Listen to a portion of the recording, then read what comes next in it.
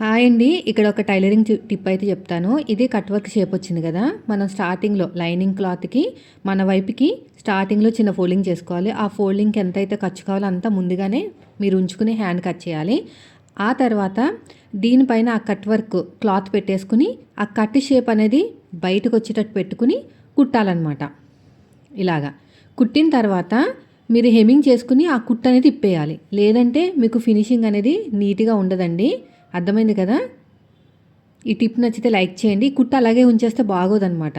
మీరు అంతా కూడా హెమ్మింగ్ చేసిన తర్వాత కుట్టు విప్పేసేయండి. ఇప్పుడు ఇదంతా కూడా నీట్‌గా కుట్టుకుంటూ వెళ్ళిపోండి. ఇలా వీడియోలో చూపించినట్టు. నడుము దగ్గర వేసానండి ఇది. నడుము దగ్గర కుట్టు అనేది వేసానన్నమాట. ఎక్కడ వేసినా కూడా మీరు హెమ్మింగ్ అనేది చేసుకోవాలి. ఇలా నీట్‌గా కుట్టుకుంటూ వెళ్ళిపోండి. అంతేనండి. ఈ టిప్ నచ్చితే మాత్రం లైక్ చేయండి. మీరు కూడా ఫాలో అవ్వండి. Thank you for watching.